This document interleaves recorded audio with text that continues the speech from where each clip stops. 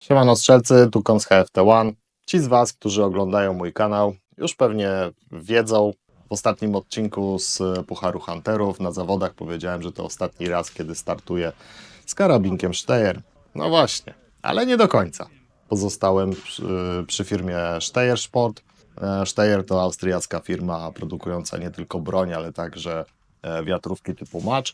Więcej o wiatrówkach typu Match od firmy Steyr będzie w moim innym odcinku. W tym skupię się na tym konkretnym egzemplarzu, który sobie zamówiłem do strzelania zawodów Hunter Field Target. Mam nadzieję strzelać cały sezon właśnie z tego karabinku.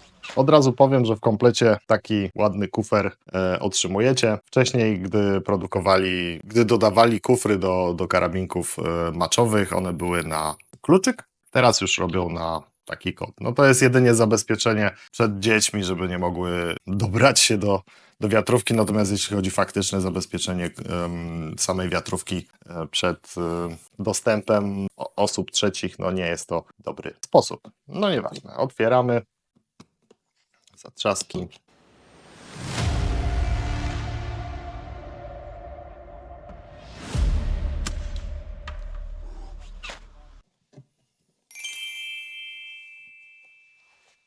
I co tutaj mamy? Pierwsze to jest certyfikat producenta o numerze seryjnym takim i takim. Ma energię kinetyczną poniżej 17 J. No i fajnie. Do tego w komplecie mamy oczywiście karabinek. Za chwilę coś więcej o nim powiem. Mamy certyfikat. Firma Steyr dobrała lufę specjalnie pod zawody HFT. Co to oznacza? Oznacza to, że są dwie przestrzeliny. Jest przestrzelany, gdzieś tu powinno być napisane, o tutaj, jest przestrzelany na 50 metrów, 4,5, wersja Challenge HFT. No dobra, co my tu mamy jeszcze?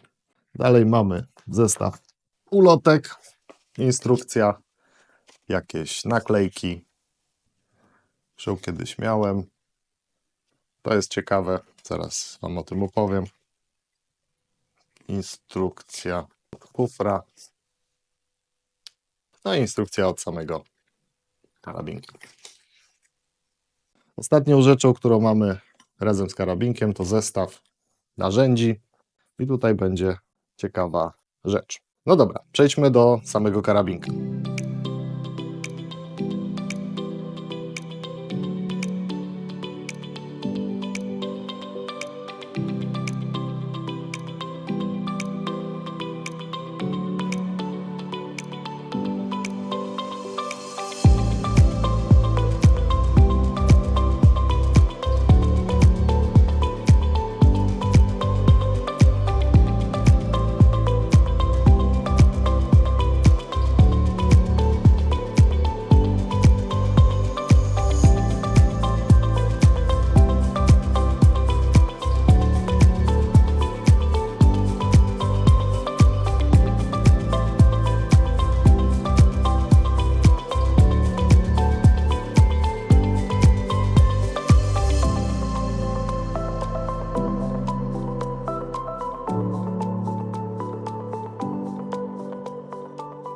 Co jest takiego w tym karabinku, że zapytacie, nie strzelam poprzedniego Steyra, który jest de facto taki sam.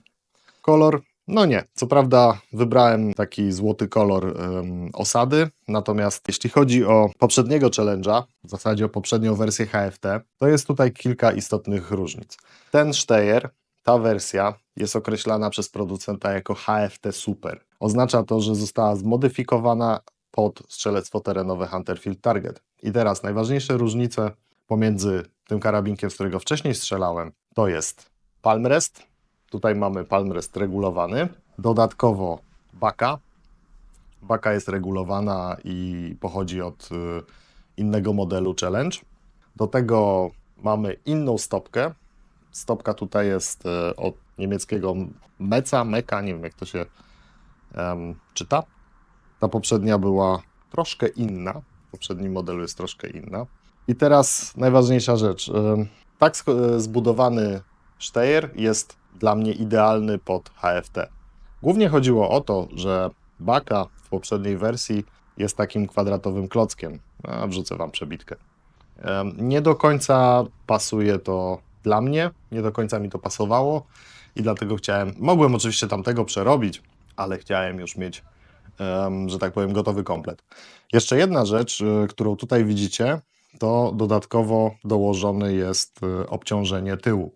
Mam nadzieję, że to pozwoli na lepszy balans karabinka, gdy się strzela postawy wymuszone, typu właśnie postawa klęcząca, ale bardziej jest to istotne przy postawie wymuszonej stojącej. No dobra, tak samo jak poprzednio, Steyr jest 4,5 mm, jest jednostrzałowym karabinkiem maczowym. Ta wersja jest 16-dżulowa, od razu. Palmrest bardzo nisko schodzi, przy niskim montażu, Palmrest, baka, jest możliwość regulacji do bardzo niskiego poziomu, gdzie można zamontować lunetę na bardzo niskim montażu. Dla mnie idealnie. Na końcu mamy stopkę i stopka jest bardziej taka masywna niż w poprzedniej wersji. I też wydaje mi się, tutaj te gumki z tyłu są większe. W poprzedniej wersji był problem, że te gumki czasami innym strzelcom potrafiły wypaść. One były takie bardziej małe i z większymi wypustkami. Co ciekawe, powiem Wam, że ta sama stopka jest dodawana przez Waltera do swoich karabinków, także są identyczne te dwa elementy. Idąc dalej, mamy regulowany palmrest. No i tutaj pokażę Wam, jak ta regulacja sobie wygląda. No niestety mamy tylko tyle regulacji. No gdzieś tak powinna być dotąd, więc to jest mało, ale jest tutaj łatwa zmiana. Tu są takie tylko jakby aluminiowe części, które można sobie przedłużyć. Zresztą przechodzimy do meritum. Tutaj mam narzędzia, które dodaje producent i tu w środku możecie zobaczyć, są dodatkowe właśnie blaszki do przedłużenia, tam elementy palmrest. Sobie odłożę, bo Wam jeszcze jedną rzecz pokażę w tym. I teraz zobaczcie, jak tutaj sobie to zamontujemy, to strasznie są długie. No dla mnie tak połowa tej długości to jest idealna wysokość palmrestu, więc ja akurat muszę sobie coś tu wymyślić i coś sobie dorobić, ale to nie jest jakiś tam duży problem. Jeszcze jedna rzecz w tych zestawach, tutaj jakieś narzędzia, dalej narzędzia i jest szpileczka. Jest taka szpilka, która jest potrzebna. Jak sobie spojrzycie, tutaj jest śruba regulacyjna do prędkości. Będę to robił. No i za pomocą tej szpilki przesuwacie sobie w prawo, zwiększając prędkość i tym samym regulując prędkość wylotową śrutu. W tej wersji zauważyłem jeszcze jedną rzecz, którą chciałbym Wam pokazać. Osada jest złota. Wrzucam Wam na przebitce kolory. No Steyr oferuje tylko kilka podstawowych kolorów, w których sobie możecie zamówić osadę, przynajmniej na tyle, na ile wiem. Natomiast ja sobie wybrałem lufę czarną. Wiem, bardziej się rysuje, ale bardziej mi pasuje. Natomiast kartusz, poprzednie kartusze, do poprzedniej wersji kartusz oczywiście jest identyczny, to jest dalej 200-barowy kartusz. Natomiast zwróćcie uwagę na malowanie. On się tak strasznie błyszczy, tak jakby był pokryty jakąś dodatkową warstwą, czymś, nie wiem, natłuszczony, nasmarowany. Nie wiem, jak to nawet określić. Jest taki błyszczący. To chyba tyle z unboxingu Steyra Challenge w wersji HFT Super. Jak już widzicie, zamontowałem lunetę do karabinka. Nie było to zbyt dużym problemem, dlatego że luneta już gościła na poprzednim karabinku, także montaż, umiejscowienie tej optyki jest idealnie w tym samym miejscu, co w poprzednim Steyerze HFT, ponieważ osada jest taka sama, więc tutaj nie będzie żadnej regulacji, nawet nie przekręcałem góry montażu, tylko 1:1 przesunąłem. Jak ustawić sobie lunetę, możecie zobaczyć w odcinku o ustawianiu wiatrówki, tam wszystko pokazuję. Dodam tylko, że luneta, którą tutaj mam, to jest March albo March. Od 1 do 10 powiększenie z 24. Jakbyście chcieli poznać ją bliżej, to dajcie mi znać, chętnie Wam ją bliżej pokażę. Do testów wydrukowałem na 3D odpowiedni dla mnie dystans do palmrestu. Możecie go zobaczyć tutaj. Jest to dokładnie połowa tego, co wcześniej pokazywałem. Niestety widzę, że się nie sprawdzi, bo to jest jednak plastik i on się po prostu rusza, nawet jak jest dokręcony, więc będę musiał kogoś poszukać, kto mi to na aluminium ogarnie. Zanim jeszcze zacznę strzelać, jest tu w tym karabinku parę rzeczy do ogarnięcia. Pierwszą rzeczą jest na przykład baka, którą muszę dostosować do swojego oka, tą odległość od lunety. Myślę, że tutaj będzie spoko. Również stopkę trzeba sobie dostosować.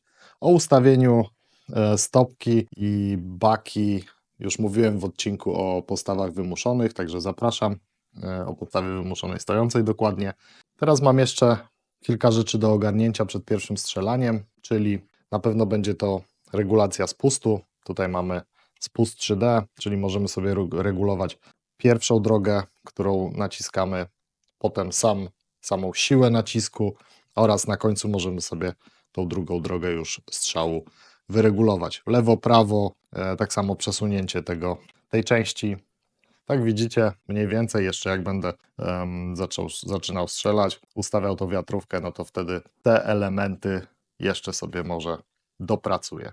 Jedną rzecz trzeba zrobić od razu, a mianowicie uwolnić lufę. Ona tu jest przytwierdzona takim robaczkiem, tak zwana 8 i trzeba to wykręcić.